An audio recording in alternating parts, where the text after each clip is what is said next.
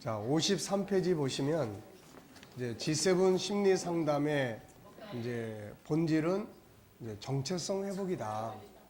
그래서 결국 사람은 자기를 찾는 것이 결국 모든 것의 핵심이에요. 그리고 치료 방법은 영성 치료. 그다음에 이제 참 자기를 찾아주기. 그리고 이제 일반 심리 상담 치료 이런 거 이제 활용을 합니다. 그래서 화해하기도 하고 동아리 참여, 환경 변화, 그리고 치료 과정 상담하기. 그리고 이제 중요한 게 57페이지 보시면 치료자에 대한 이제 관리예요, 관리. 항상 이게 관리. 그러니까 우리가 신앙생활은 예방과 치유와 관리가 다 들어있어요. 그래서 예방은 은혜 받으니까 교회 올 때는 그냥 우울해 있다가 와서 말씀 듣고 은혜 받으니까 그냥 기뻐서 가는 거. 이게 이제 예방이죠, 예방. 그리고 이제 치유. 근데 이 치유 쪽에서는 우리가 이제 성령의 치유도 있지만 여기서 이제 우리 목회자들이 할 영역이 여기 좀 많아지고 있어요. 그 이제 상담. 아까도 이야기했지만은 옛날에는 기독교 영역이 그냥 상담 그러면은 주로 이제 뭐 가정 문제나 또 뭐 신앙 상담이나 주로 이제 이런 쪽이었지 뭐 막 심리 상담 이런 쪽은 별로 생각들을 안 했죠. 그런데 이제 시대가 또 자꾸 바뀌면서 심리에 대한 문제가 커지고 있고 또 이 사람들이 그런 영적인 자리에까지 나오기에는 역부족이고 그래서 이제 이런 경우들 때문에 결국 이제 우리 목회자들이 영성과 함께 그 다음에 이제 좀 줄여야 될 것 같은데 영성과 함께 그런 이제 상담이 이제 필요해지게 되는 거죠. 그래서 그 어느 때보다도 목회자들의 상담 영역이 많이 필요한 시대로 우리가 살고 있습니다. 자, 그 다음에 이제 관리. 자, 넘어가겠습니다. 그래서 4장은 이제 G7 치료 과정에서 이제 영적 치료 중에 하나님으로 치료를 해라 이런 말이 나와요. 하나님으로. 그래서 심리 치료에 있어서 하나님은 어떤 연관성을 가지고 있는가 그런 내용. 그 다음에 이제 심리 치료에 있어서 68페이지 왜 신앙이 절대적 역할을 하는가. 결국 사람의 영을 창조하시니까 하나님이시기 때문에 영의 성령을 통해서 영이 서로 연결이 되고 다듬어질 때 이것보다 큰 효과가 있는 건 없어요. 그래서 이게 안 되기 때문에 인간의 상담이 필요한 거죠. 이게 자 그런 부분들이에요. 그래서 사탄의 역사를 쫓아내는 소위 말하면 축사라고들 이야기를 하죠. 이런 부분도 필요하고 또 상담을 이제 하는 사람들도 이런 방법을 좀 가르쳐 주는 게 좋아요. 그래서 스스로가 자기 내면에서 자꾸 이렇게 부정적으로 역사하는 것을 이제 쫓아낼 수 있는, 그렇죠. 그래서 예수 이름으로 물리치든지 이것도 다 또 영적으로 보면은 다 그게 어두움의 세력 아닙니까? 그러니까 마귀의 역사가 야고보 3장에 보면은 바로 지혜와 또 이런 나쁜 지혜 쪽으로도 사탄이 역사를 하기 때문에 이런 걸 사탄의 역사로 쫓아낼 수 있는 스스로가 거부하게 만드는 게 제일 중요해요. 스스로가. 그래서 그런 부분들. 그래서 예수 영접과 그다음에 성령의 이제 모셔드리는 거, 그다음에 성령의 도구에 대한 거, 이제 이런 부분들이에요. 말씀.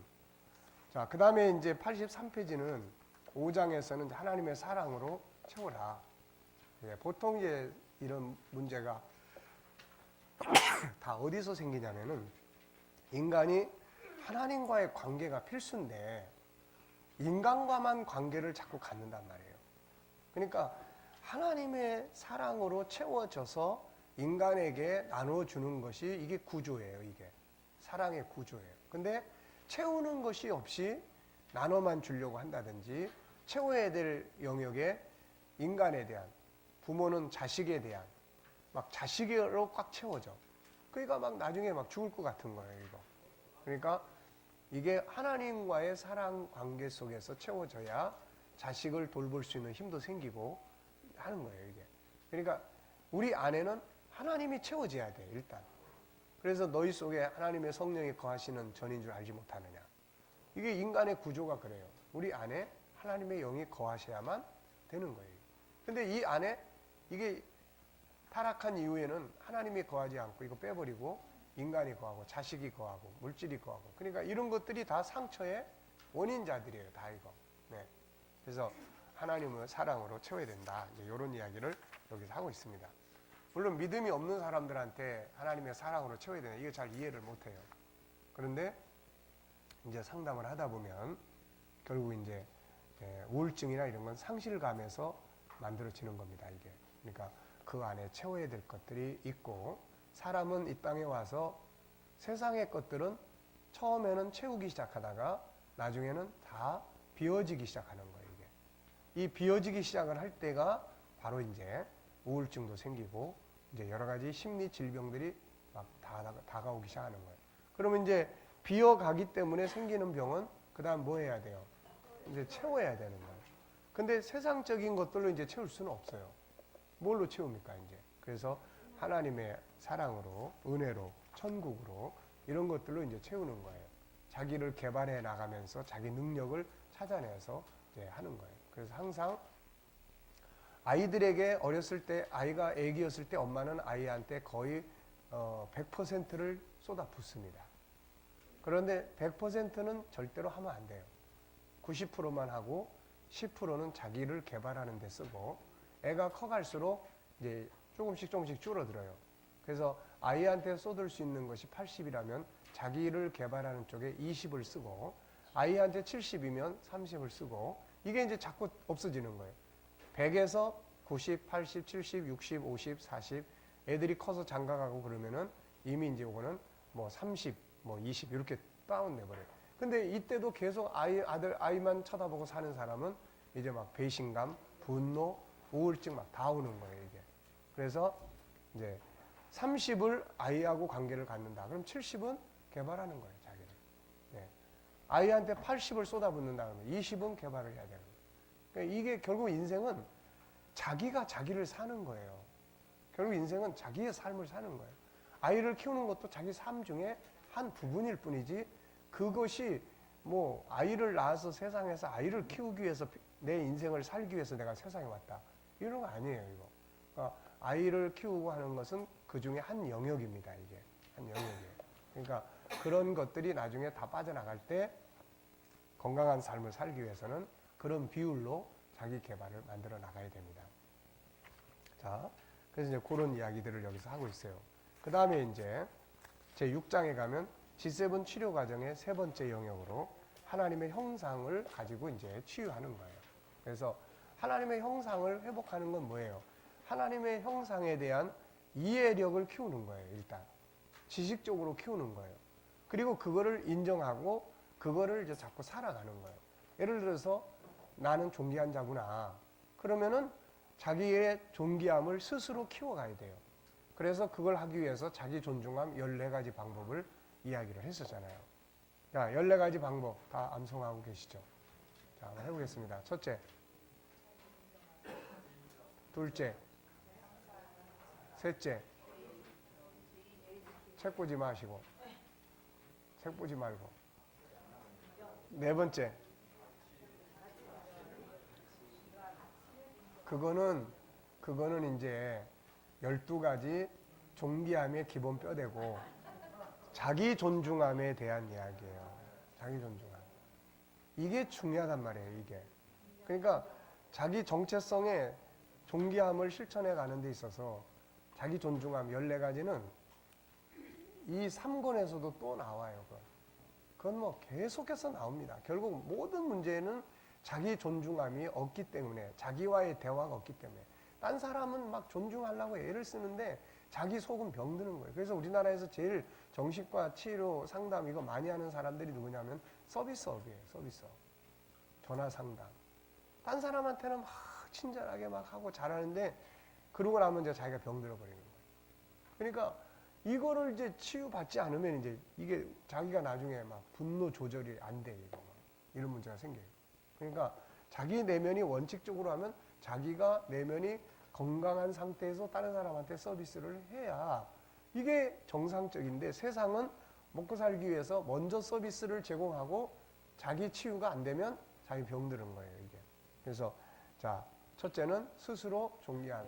인정하는 거. 두 번째는 인사를 해요. 그러니까 이거의 가장 중요한 특징은 뭐예요? 자기 존중함의 특징은 뭡니까? 자기와의 대화예요. 자기와의 대화입니다. 근데 이걸 하라고 하는데도 이거 잘 안 해. 예, 이게 잘 안 하니까 이게 문제가 많아. 그래서 자기와의 대화를 잘해야 돼요. 그래서 스스로 자기를 늘 존귀하게 인정해주고 인사도 할 줄 알고 그 다음에는 존귀한 언어 사용도 할 줄 알고 언어를 골라서 쓰는 것도 이제 자꾸 연구해야 되고 존귀한 일의 의미, 가치. 네. 우리 이제 여성분들하고 이렇게 하다 보면은 지난번에 이제 그 의미에 대한 업무 의미에 대해서 이야기를 나누게 됐어요. 근데 보통 하시는 일이 뭐세요? 그러면 주부인데요. 그러면은 이 말은 별로 그렇게 자신감이 없어요. 네. 그래서 그날 이제 주부의 업무가 가지고 있는 의미를 한번 우리 연구를 해보자. 주부의 역할이 도대체 뭐냐?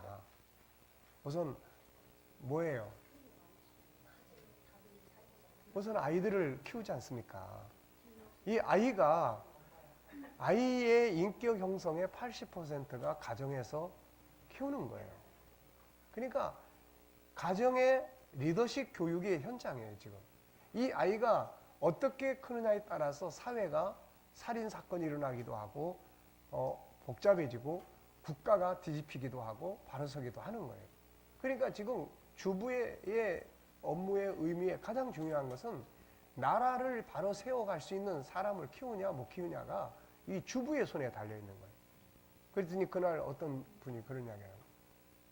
주부의 역할이 이렇게 크다는 걸 난 몰랐습니다. 그런 거예요, 실질적으로. 그러니까 이런 일에 대한 자기 업무에 대한 스스로의 의미, 존귀한 가치, 의미. 내가 하는 일이 다른 사람에게, 우리나라 사람들은 내가 하는 일이 얼마나 딴 사람에게 영향을 미치고 또 사회에 영향을 주느냐에 대해서 별 관심이 없어요. 오로지 내가 하는 일을 통해서 월급 받으면 되지 뭐. 이거밖에 없어요. 그러니까 자기 하는 일이 재미가 없는 거예요. 이거. 근데 내가 하는 일이 우선 첫째는 나한테 어떤 의미를 주고 있냐. 내 가정에 어떤 의미를 주고 있냐. 내 주변에 우리 사회 공동체에 어떤 의미를 주고 있느냐. 이런 것들을 스스로가, 그래서 지난번에 이야기했잖아요. 미국의 그 우주인들 보내는 거기서 청소부가 대통령이 가서 보면서 야, 난 이렇게 정말 청소를 잘 하시는 성실한 분을 내가 본 일이 없다 그랬더니 이분이 각하 저는 청소부가 아니고 우주인을 달에 보내기 위해서 일하는 사람 중에 한 사람입니다. 이건 엄청나게 자기의 일에 대한 의미를 가지고 있는 사람이에요, 이게.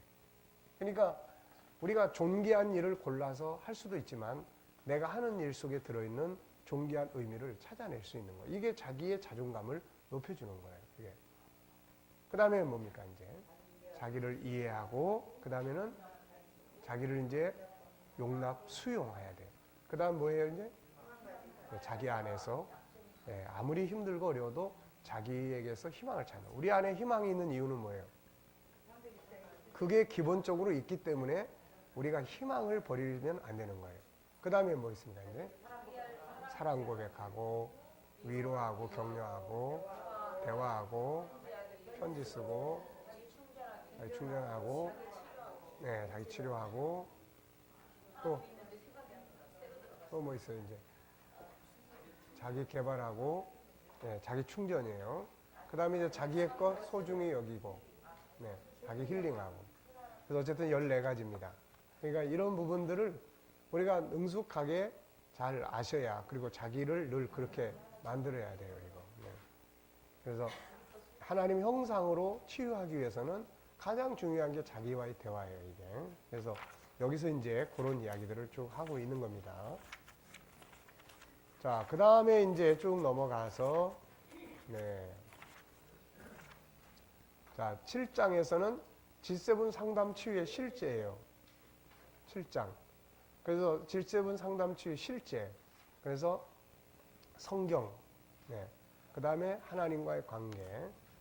그리고 127페이지 상담과 심리치료의 차이점. 상담은 다양하게 많아요. 근데 심리치료는 말 그대로 상담 가운데 한 영역이에요, 이게. 그래서 여기 보면은 이제 상담은 여러 가지 왜 이런 게 필요한가. G7 상담의 상담자가 가져야 될 요소. 그래서 이제 여기 보면 심리 치유에 대한 내용인데 예방, 치유, 관리, 발전 이런 틀이에요.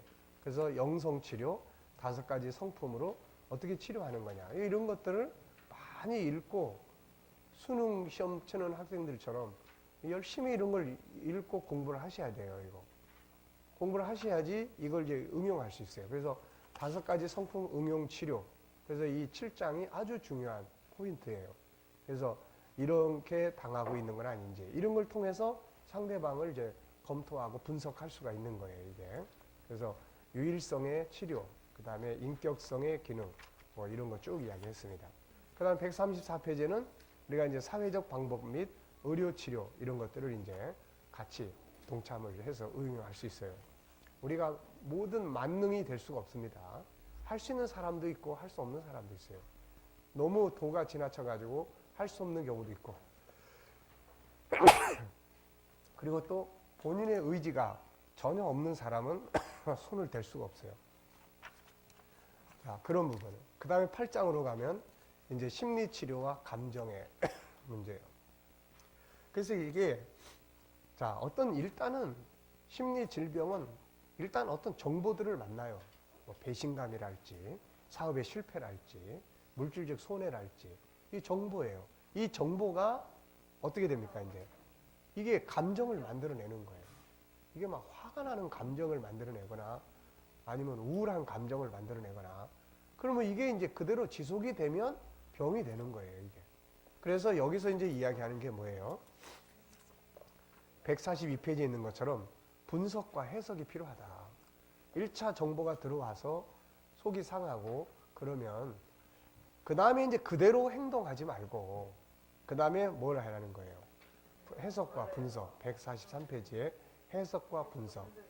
예, 그래서 이거를 어떻게 해석하느냐에 따라서 아, 하나님이 뭔가 일을 하시려고 하시는구나 이렇게 볼 수도 있고 아, 나는 어쩌다가 이런 일을 만나 저 왼수 같은 놈 저놈 그냥 가만 안 놔둘 거야 이렇게 갈 수도 있고 이렇게 가면 분노 조절이 안 되기 시작하는 거예요. 이제 자다가도 벌떡벌떡 일어나기 시작하고 그렇게 돼요. 그러니까 사람은 그래서 교육과 심리 상담이 그래서 필요한 거예요. 이게 이런 훈련이 필요한 거예요. 이게 이런 지식이 필요한 거예요.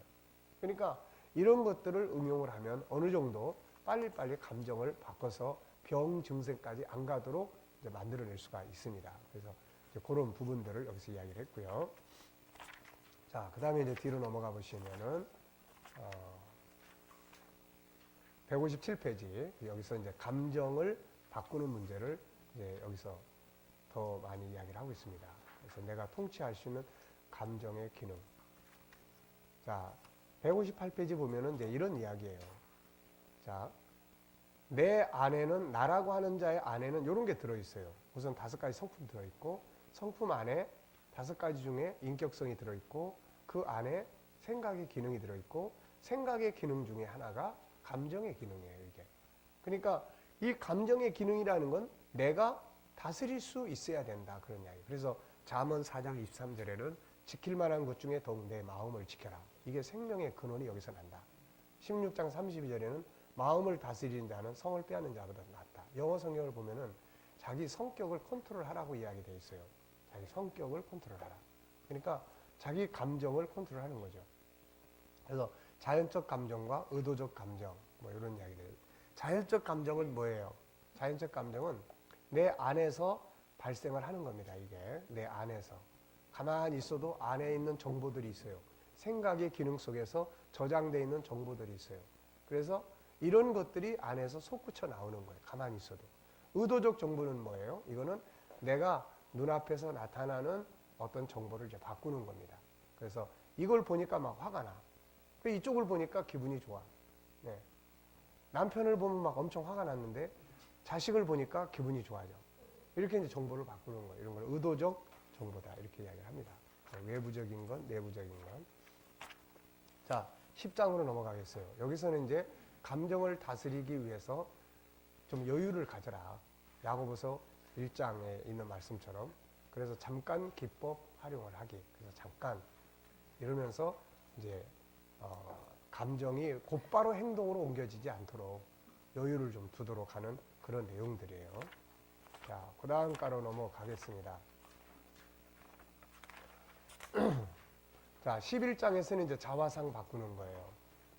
예. 이게 감정이나 또 정보가 잘못되면은 자기 내면의 세계 속에 자기에 대한 자화상이 아주 잘못 그려져요, 이게. 예. 문제는 여기에 있어요. 상처받은 자화상을 계속 가지고 살아요. 나는 상처를 받아서 난 너무 힘들어. 이 상처 때문에. 나중에 이게 어떤 현상이 생기냐면은, 엊그저께도 내가 누구하고 상담을 그런 이야기를 했는데, 이게 어떤 현상이냐면, 실제로는 치유가 다 됐는데도 불구하고, 그것을 그대로 인식하는 생각 구조에서 그걸 못 버리는 경우예요, 이거.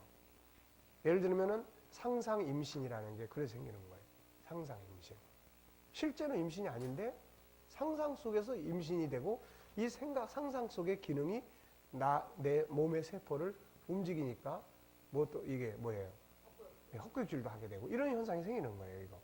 네, 그러니까 심리 상담을 할 때도 분명히 이 사람은 이미 치유가 됐어. 근데 그 치유가 병들었을 때의 그 생각이 그대로 이 입력이 돼 있는 거예요, 이거. 그러니까 이런 경우에는 이제 외치고 해서 나는 이미 치료됐어. 이렇게 해서 자기의 입력되어 있는 생각의 구조를 이걸 바꿔줘야 돼요, 이거. 안 바꿔주면은 이미 집은 이사 갔는데, 짐은 다 옮겨갔는데, 아직도 짐이 그냥 여기 그냥 있는 형태가 되는 거예요. 그래서 이 심리 상태라는 적이라는 게 아주 참 이게 뭐합니다. 참. 그래서 요런 이제 자화상, 그래서 이 민숙이의 메뚜기 자화상을 가진 사람들, 그게 결국은 다 실패해버리고 마는 거예요. 메뚜기가 뭘 하겠습니까? 근데 이런 것들을 누가 옆에서 너는 왜 이렇게 메뚜기 같아? 이렇게 이야기를 안 했는데도 스스로 우리는 메뚜기 같다. 스스로. 그러니까 우리는 다른 사람이 메뚜기 같다 그래도 뭐라고 해야 돼요? 무슨 소리야? 예, 세상을 다스릴 수 있는 나는 이 세상보다 큰 사람이야. 우리 스스로의 정체성을 그렇게 자화상. 그래서 생각의 기능을 에서도 이런 문제를 생각을 활용을 할 때 자기 자화상을 올바르게 만드는데 이 생각을 활용을 해야 된다. 네. 자, 그 다음 까지 넘어가겠습니다.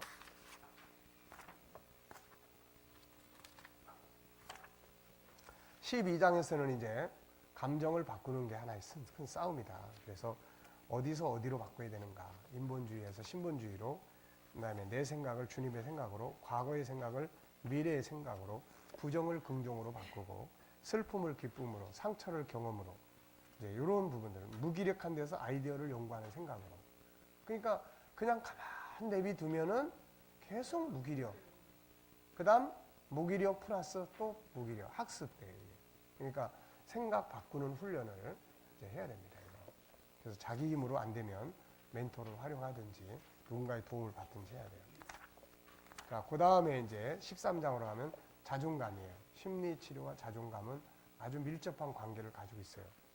심리 질병의 지수가 높아질수록 자존감은 떨어지고, 자존감의 지수가 높아질수록 심리 질병의 지수는 낮아져요. 이게 서로 상대적입니다. 이게. 그래서 자존감이라는 게 뭐고, 자존감을 높이는 방법이 뭔가, 이런 거 이야기했습니다. 그 다음에 넘어가겠습니다. 역시 자존감 높이기 7단계. 여기서 자존감을 높이는 7단계. 하나님과 하나 되고 영적 치료를 하고 감춰진 나를 끌어내고 화해를 이루고 이제 뭐 이런 부분들. 그래서 이런 것들을 이제 심리 치료에 다 활용을 하는 거예요. 이 사람의 자존감을 가장 많이 억압을 해놓은 사람이 부모다 그러면은 부모와 상담을 해서 그거를 이제 화해할 수 있도록 이렇게 만들어 주는 거죠. 그때 당시에 엄마 아빠가 이런 입장이어서 너를 그렇게 대했던데 정말 미안하다라든지 이런 걸 편지를 써서 한다든지 이런 걸 통해서 이제 아이가 그때의 아픔을 이제 넘어가게 만들어 주는 거죠. 그러면서 이제 그걸로 끝나버리면 안 되고, 왜냐하면 그렇게 그냥 넘어가 버리면은 어떤 상태가 돼요? 이미 낮은 자존감에 익숙해져 있어요, 이 사람은. 그러니까 부모하고 화해하는 데서 상처는 치유가 됐는데 그 학습이 된 그 낮은 자존감이 이 사람의 삶을 끌고 간다고요, 이게. 무슨 말인지 알겠죠? 그러니까 처음엔 상처 때문에 그렇게 억압 때문에 그렇게 됐는데 다음에는 그게 학습이 돼서 그렇게 되는 거예요. 그러니까 여기서 이제 뭐가 필요해요? 뭐가 필요합니까?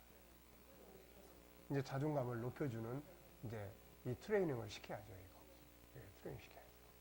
그러니까 우리가 물리치료나 이런 것들이 다 그런 원리예요. 육체적인 치료지만 병원 수술을 해서 이제 고쳐놨는데 그 다음에 이거를 이제 운동을 안 하고 훈련을 안 시키면 굳어버리는 거예요, 그냥 이거.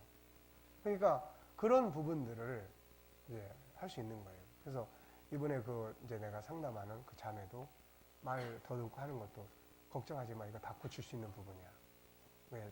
나면서부터 언청이나 이런 게 아니기 때문에 얼마든지 이거는 억압에 의한 거기 때문에 그래서 책을 주고 큰 소리를 듣고 또박또박 말하고 그 다음에 대화할 때 너무 급하게 자기 의견 표현하려고 하지 말고 충분히 준비해서 표현하고 이런 것들이 이제 자연스럽게 자기가 편안한 사람하고 앞에 같이 대화를 나누면 더듬는 게 덜해요, 이게. 근데 스트레스를 받는 사람하고 대면을 하면 훨씬 많이 더듬어요. 그러니까 이런 부분들을 다 훈련을 통해서 얼마든지 이거 교체 갈 수 있습니다, 이런 거. 그러니까 우리가 그런 부분들에 대해서 좀 잘 아는 게 필요하죠. 자, 어쨌든 그거 치료는 됐는데 그 학습된 이게 생각 속에는 그게 있단 말이에요. 현실은 치유가 됐어. 근데 학습은 그게 아니란 말이에요. 그대로 있는 거예요. 그래서 이거를 바꾸기 위해서 나는 치료받았고 이제 이런 외치고 이 생각을 이제 딴 생각을 입력시키는 거 이런 게 이제 아주 필요합니다. 자, 그 다음 단계로 넘어가겠습니다. 자, 자존감 존중법 14가지 아까 이야기했었죠. 14가지. 요거 꼭 기억하시고 암송하시고 활용하시고 자기와의 관계도 활용하시고 여러분들이 지금 만약에 여기에 계시는데 뭔가 마음에 속상함과 상처가 있다. 막 나도 그냥 지금 속이 상해 있다. 그러면은 자기와의 대화를 통해서 이 방법들 중에 하나를 통해서 자기를 치유를 하셔야 돼요. 상대방을 통해서 상처를 받았는데 상대방을 통해서 그러면 다시 치유를 받는 게 이게 정상이에요. 지금 예를 들어서 장 목사님이 나한테 상처를 줬으면은 장 목사님이 나한테 와서 사과를 하고 이러면 이제 치유가 돼요. 근데 문제는 상대방이 전혀 그거를 잘못했다고 생각을 안 하고 있는 거예요, 이거. 예. 예. 그러니까 이제 전혀 자기가 잘못했다고 생각을 안 하는데 문제가 있어요. 그러면 이제 어떻습니까? 나는 기존에 받은 상처에다가 이게 또 곱해져. 뻔뻔하게 잘못해놓고도 알지도 못하고 막 더 화가 나는 거예요, 이거 그냥. 그러니까 이러면 이제 누구만 손해봅니까? 나만 손해보여요. 그래서 이제 내 안에 받은 상처를 가지고 제3자하고 대화를 나누는데 여기서 문제가 생기는 거예요, 이제. 그러니까 이쪽과의 관계에서 문제가 되는 거예요. 그러니까 이때 필요한 게 뭐예요, 이제? 자기 치유란 말이에요, 자기 치유. 이때 필요한 게 치유한단 말이에요. 예. 이 방법이 이제 그 방법이라고요, 이거. 네.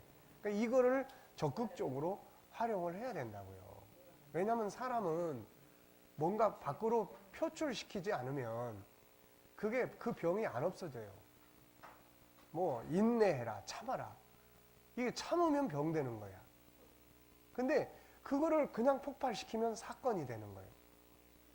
그러니까 이거를 표현할 때 해소를 잘해야 되고 분해를 잘해야 되고 그 중에 하나가 자기한테 자기 속상한 이야기를 나누는 거예요. 내가 오늘 이것 때문에 난 너무 화가 나가지고 막 너무 속상해서 맞아, 그럴 수 있어. 난 널 이해를 해. 그러니까 자기하고 대화를 필요로 하는 거예요. 그래서 이 점을 꼭 첫째는 자신의 존귀함 인정, 두 번째는 존귀한 인사, 세 번째는 언어 사용, 네 번째는 가치관 만들기, 다섯 번째는 자기 이해하고, 여섯 번째는 용납하고 수용하는 거예요. 일곱 번째는 희망, 여덟 번째는 사랑의 고백, 아홉 번째는 위로, 열 번째는 자기와의 대화. 이때 이제 자기와의 대화를 하면서 막 야단만 치면 안 돼요. 대화하라고 그랬더니 그냥 맨 야단만 쳐요. 자기가 자기한테 실컷 야단 맞고 더 화가 나는 거예요. 이때는 이제 자기 잘한 거, 잘한 거 찾아서 하고 또 딴 사람한테 상처를 주고 왔으면은 물론 이제 야 생각해봐. 그래도 네가 좀 무리한 것 같지 않냐? 이렇게 해서 돌아서게 해주는 거고, 상처를 받았을 때는 칭찬하고, 이게 약이라고. 그렇죠. 자기가 자기한테 상담해야 되는 거. 그 요즘에 셀프라는 말이 그래서 나온 거예요. 그래서. 네. 네.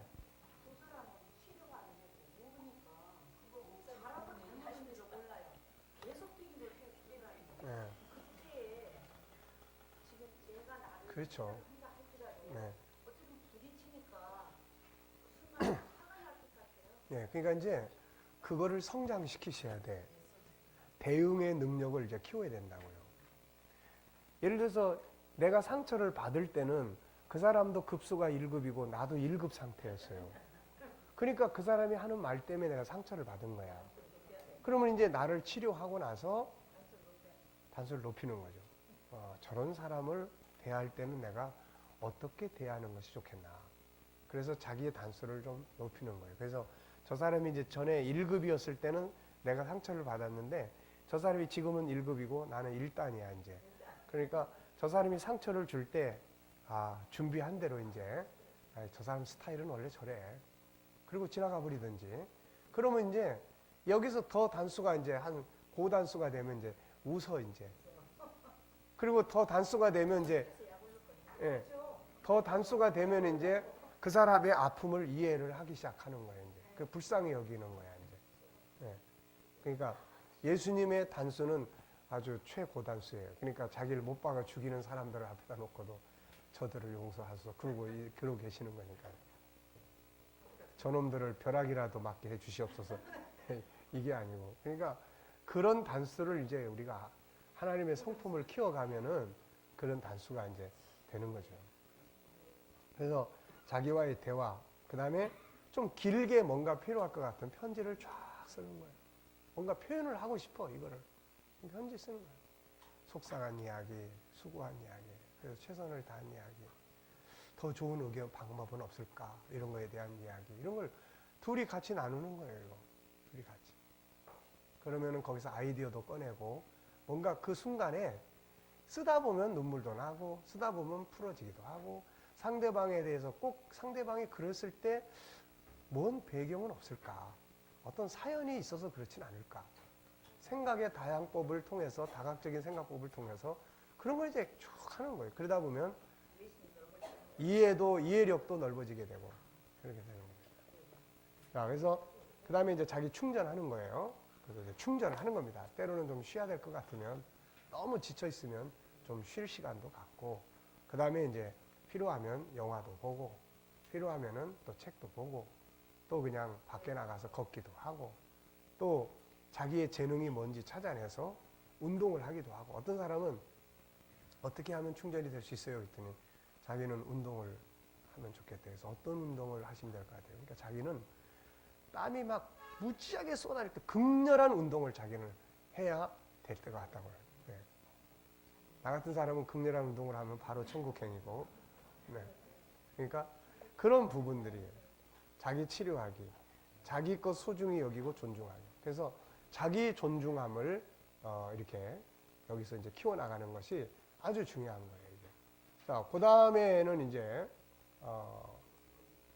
종합적인 정리입니다. 그래서 이 책에서는 1권에서는 이제 그런 부분이에요. 그리고 요거 소프로 여기서는 이제 뭐 이야기했습니까? 기존 심리학에 대한 이제 그래서 제목을 보시면 일반 심리치료, 기독교 상담과 심리치료, G7 상담 심리치료, 임상 결과. 그래서 요 내용을 여러분들이 이제 계속 좀 몇 번씩 읽으시면은 일반 심리치료에서는 도대체 질병의 영역, 원인이 뭔지. 그래서 여기에서 12가지 방법을 소개를 했어요. 정신분석 치료, 프로이드의. 그 다음 분석 심리 치료, 칼 융. 그 다음에 아둘러 심리 치료. 그 다음에 네 번째에서는 행동 치료. 그 다음에 5번째는 이제 합리적 정서 치료. 그 다음에 6번째 인지 치료. 그 다음에 이건 생각의 합리성이 떨어지는 데서 병리 현상이 생긴다는 거죠. 인간 중심 치료. 그 다음에 실존적 심리 치료. 게슈탈트. 게슈탈트라는 말이 무슨 뜻이라고 그랬어요? 형태예요. 그러니까 막연하면서도 나를 괴롭힌 것들을 하나의 형태로 만들어서 그걸 해소시키는 거예요, 이게. 네. 그러니까 우리가 이 사진을 찍을 때 지금 보세요. 여러분들이 보실 때 지금 전경은 뭐예요? 나예요, 나. 여러분들이 지금 나한테 집중이 돼 있고 내 주변에 있는 건 다 뭐예요? 그건 다 배경이에요. 그런데 나 때문에 화가 나는 게 아니라 지금 뭔가 화가 나긴 나는데 이게 뭔지 잘 모르겠어요. 그래서 주변에 배경이 있는데 알고 보니까 칠판이 옆으로 삐져가지고 이것 때문에 화가 나는 거예요, 이제. 그래서 이런 배경들을 다 정경으로 끌어모으는 거예요. 그럼 나는 빠지고 이런 것들이 중심으로 형태가 딱 모여지는 거예요. 아, 저것 때문에 그렇구나.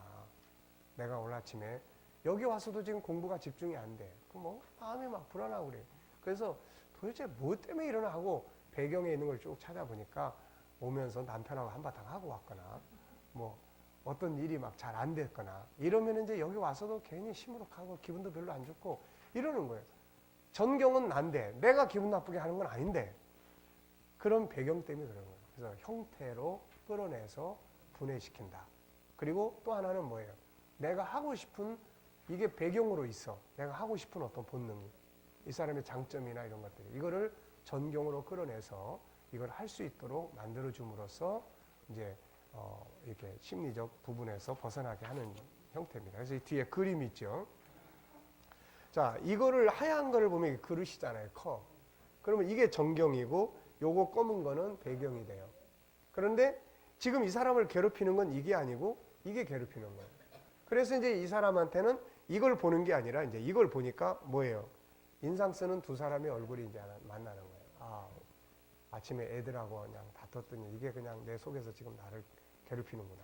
그럼 이제 아이들하고 전화해가지고 화목을 한다든지 이런 걸 통해서 이제 해소시키는 겁니다, 이게.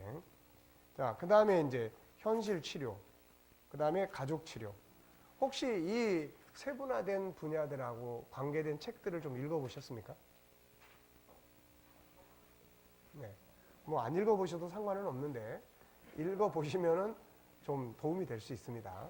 그러니까 가능하면은 이렇게 소개된 제목과 관계된 책들 한 권쯤은 이렇게 읽어보시면 몰랐을 때는 읽어도 그게 뭔 말인지 잘 모르는데 이렇게 전체적인 걸 다 파악을 하고 나서는 보면은 아, 조금 더 밝아져요. 그러면 사용할 수 있는 부분들이 좀 있습니다.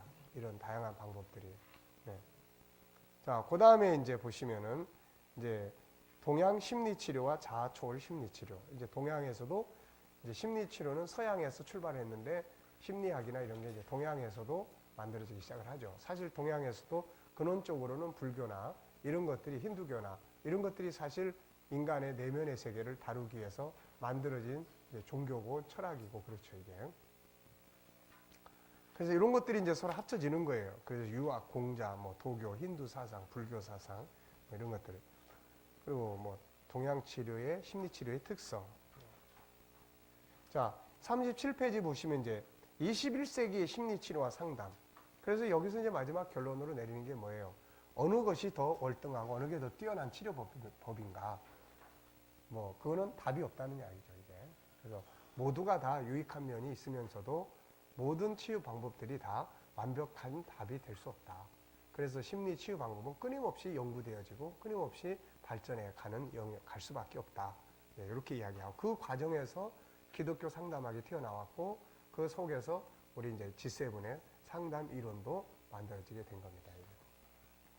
자, 그래서 이제 39페이지 보시면 이제 기독교 상담 심리 치료예요. 그래서 기독교 상담의 역사, 그 다음에 뭐 상담의 정의, 기독교 상담의 접근, 성경 심리의 모델, 기독교 심리의 모델, 재건 심리의 모델, 평행 심리, 그 다음에 뭐 일반 심리의 모델. 그래서 47페이지 밑에 보면 결국 기독교의 심리학에 대한 기독교 입장. 그러니까 지금도 보면은 우리 목사님들이 이 심리학에 별로 관심이 없어요. 심리 상담이나 이런 거 그럼 벌써 어떤 개념이 들죠? 벌써 뭐 목사님들이 심리 상담하고 뭐 한다 그러면 벌써 어떤 이미지가 들죠? 인본주의. 예. 아, 저 목사님은 뭐 맨 하나님의 능력을 가지고 해결을 해야지 뭐 이렇게 인본주의, 세속화 뭐 이제 이런 개념이에요. 그러니까 그만큼 우리가 우리나라 정치도 항상 그렇잖아요. 이게 너무 그냥 극단적인 좌우 이런 문제. 그러니까 이런 것적으로 식으로 우리도 그런 식으로 생각을 하는 거예요. 이게 필요한 영역인데, 그리고 이걸 활용하다 보면은 이게 결국은 우리가 상담하면 결국 다 뭐예요? 다 영적으로 하나님과. 그러니까 지금까지 상담한 사람들, 기독교인들이 믿음이 시원찮은 사람들이 상담을 통해서 다 적극적 신앙인으로 다 발전이 됐어요. 대부분이다. 그러니까 앞으로는 이제 더 안 믿는 사람들에 대한 상담을 더 본격적으로 하면은 이 사람들이 이걸 통해서 기독교 상담을 받으면서 하나님께로 이제 연결이 되고 다가올 수 있는 선이 되는 거죠, 이게. 그러니까 이제는 이게 목회 영역에서 빠뜨릴 수 없는 영역이에요, 이게. 그러니까 이제 지난번에 이제 공황장애도 역시 이제 그 친구가 다니는 교회 목사님은 기도로, 나는 기도로만 해결할 일이 아니다. 만약에 목사님의 기도로만 다 해결이 되면 나한테 안 와도 좋다. 근데 해결이 안 되면 빨리 와라. 근데 한 2주 정도 지난 다음에 연락이 왔어요. 기도 받아도 왜 안 되느냐. 그래서 이 문제는 기도만 가지고 될 수 있는 영역이 아니다. 그래서 이제 상담을 쭉 하고 하면서 이제 치유해 나가고, 그렇게 이제 치유를 해 나갔죠. 그러니까 이런 부분들에 대해서 이제 목회자들이 이 영역을 인정을 해야 돼요, 이걸. 상담 치유에 대한 걸 인정을 해야 된다고요. 그런데 이걸 하면서 사회적 심리치료 방법만 동원을 하면 영적으로 약해져요. 근데 G7 치료 방법 자체는 성경 암송하게 하고 하나님의 말씀 앞에 묵상하게 하고 결국은 그런 이제 기도 시간에 기도 프로그램을 짜주고, 그러니까 이런 영역들이 아주 중요하게 우리가 활용될 수 있는 영역이기 때문에 뭐 인본주의가 어쩌고 저쩌고 그런 소리 들으면 막 나는 속이 답답해요. 속이 답답합니다. 왜 저렇게밖에 생각을 못할까? 그러니까 그 생각이 결국은 그 목회를 제한시켜 버리는 거예요, 이게. 그러니까 그런 부분들. 앞으로는 더 무슨 영역이 또 더 발전해야 돼요. 병든 사람을 고치는 영역만이 중요한 게 아니에요. 우리 안에 있는 하나님의 그런 성품 속에 들어있는 능력과 재능과 이거를 발전시켜 나갈 수 있도록 이 영역을 이제 개발해 줘야 돼요, 이 영역을. 그러면은 하나님의 영과 소통을 통해서 자기의 가진 능력이 배가 플러스 될 수 있다고 하는 이런 인식을 통해서 하나님을 더 가까이 만들 수 있는, 할 수 있는 이런 시스템들을 이루어주는 거예요. 지금 우리의 신앙은 거의가 다 종교적 개념이에요. 종교적 개념. 실제가 아니고 종교적 개념이에요. 종교적 개념. 그러니까 이런 시스템을 통해서 하나님과 실제로 소통할 수 있도록 만드는 훈련, 이런 것들이 이제 필요한 거예요, 이게. 그래서 기독교에서 그런 부분들에 대한. 그래서 결국 기독교는 어정쩡한 입장이에요. 그래서 기독교가 성경 중심의 심리학에 대한 이론과 이런 것들이 명확하게 만들어지지 못하고 있는 겁니다, 지금. 그러니까 그런 부분들이 이제 있는데 결국은 수용, 배제, 통합 이 세 가지 형태로 발전해 나가고 있다. 그 다음에 이제 KDM G7 상담 치료는 이제 성경 교과서, 하나님과의 관계. 결국 우리 영을 창조하시니까 하나님이고 심리라는 것은 영에서 나타나는 현상이기 때문에 영이 건강하면 심리도 마음도 건강해지는 거고 이런 거 이제 그래서 그런 부분들을 이제 다룹니다. 그래서 52페이지 보시면 상담과 심리 치료의 차이점. 그래서 상담은 이런 영역이고 그 다음에 심리 치료는 이제 이런 영역이다. 그래서 54페이지 보면 심리 치료는 심리 상담, 심리 치료. 그래서 치료에는 예방, 치유, 관리, 발전 4단계.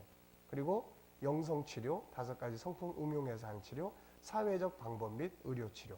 그러니까 이런 것들이 이제 여기다가 이제 환경의 변화를 준다든지 이런 부분들을 이제 치료 방법으로 사용을 하고 있습니다.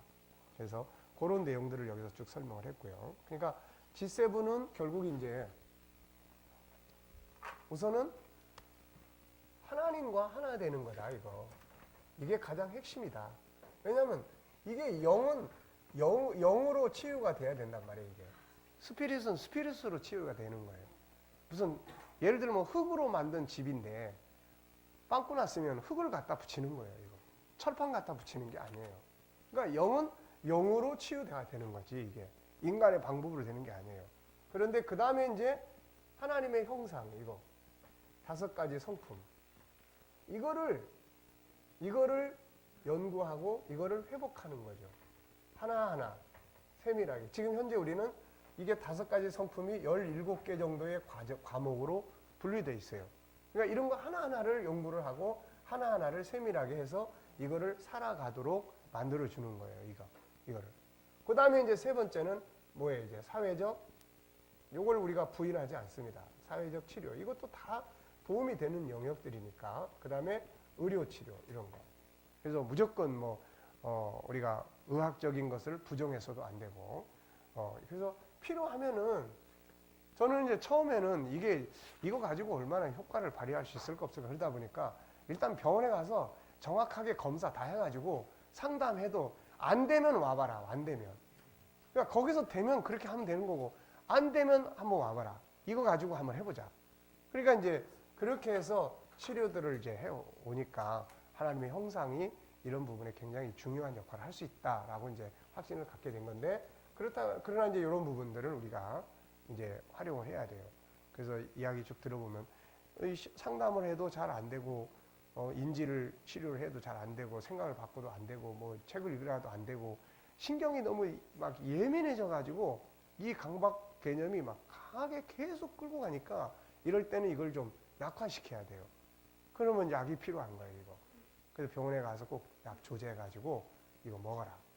이거 먹어야만 상담이 가능해진다, 이거.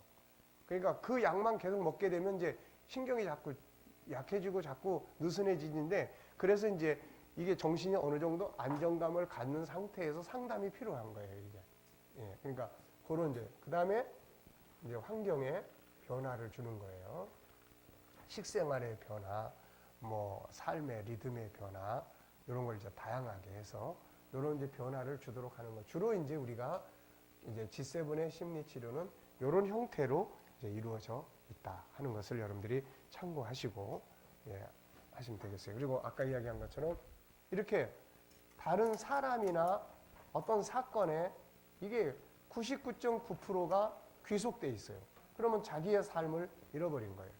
예를 들어서 이제 남편이 아내 때문에 막 스트레스, 또 아내가 남편 때문에. 그러면 이제 이 사람 때문에 스트레스를 받지 말고 자기 삶을 만들어 나가도록 만들어 주는 것이 독립시켜 주는 게 일단 제일 중요해요. 이게 엮였다고 그래서 해결이 되는 것도 아닌데 그러면 이제 이 사람이 왜 그 사람 때문에 당신이 죽겠습니까? 그 사람은 멀쩡한데 어떻게 그 사람이 당신을 그렇게 만들어 놓고 맨날 괴로워서 잠 못 자고 있습니까? 그럼 아니 멀쩡하게 잠 잘 자요. 그럼 왜 당신이 그러면 왜 그 사람 때문에 그렇게 당신이 죽으려고 하냐? 그 사람보다 먼저 죽고 싶으냐? 그러면 내가 그 사람 죽는 꼴을 꼭 봐야죠. 그럼 죽는 꼴을 보고 싶으면은 자기 관리를 이제부터 시작을 하자. 그래서 자기 잘하는 게 뭔지, 좋은 점이 뭔지 열심히 그 사람이 당신 사는 거 보고 혈압 받아서 죽어버리도록 그렇게. 그러니까 이런 부분들을 이제 분리시켜서 이렇게 해주는 것이 아주 필요해요. 자, 그 다음에 이제 4장에는 임상 결과에 대한 이야기들을 좀 여기 실어놨습니다. 그러니까 그런 거 참고해서 보시면 되고 설문지 같은 것들도 역시 뒤에 이제 어때요? G7 그 설문지 봤어요?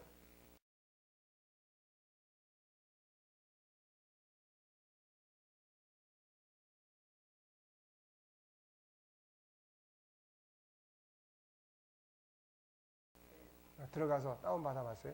그러니까 그거는 이제 일부분이니까 여러분들이 또 여기는 이제 고정화된 설문지를 주기보다는 자꾸 만들어서 줘보고 필요한 거 써보게 하고 이제 그렇게 합니다.